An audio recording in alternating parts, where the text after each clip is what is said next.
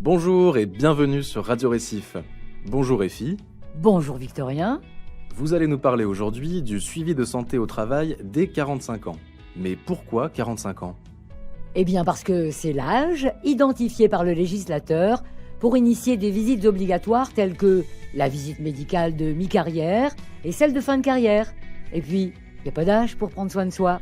Et concrètement, qu'est-ce qu'on y fait dans ces visites ?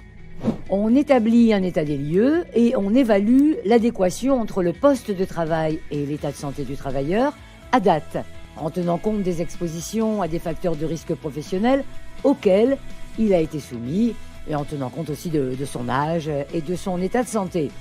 Dans cette visite de mi-carrière, on sensibilise donc le travailleur particulièrement sur la prévention des risques professionnels.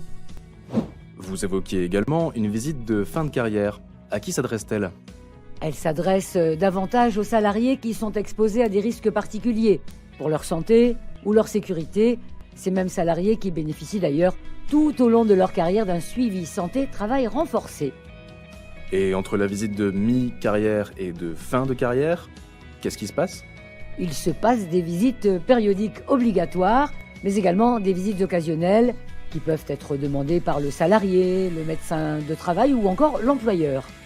C'est le médecin du travail qui va acter la périodicité des visites en fonction notamment du poste de travail, des risques auxquels vous êtes exposé, votre état de santé qui, dans ce cas précis, peut être lié à l'âge. Le plus souvent, avec un délai maximum de 2 à 5 ans, en fonction du type de suivi.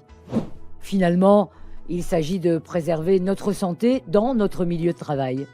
Très bien. Et après, à la retraite ?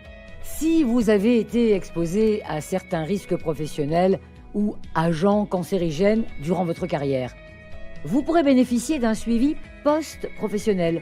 Ça vous permettra, même à la retraite, de continuer à bénéficier des examens complémentaires et d'un suivi adapté. N'hésitez pas à en parler à votre médecin du travail ou votre médecin traitant. Et dans mon entreprise, qui peut m'accompagner sur tous ces sujets ? C'est l'assistant de service social ou l'infirmier de santé au travail qui pourront vous conseiller et faire le lien, justement, avec les acteurs de votre entreprise. Merci pour toutes ces informations, Effie. C'était Radio Récif. À très vite pour une nouvelle chronique.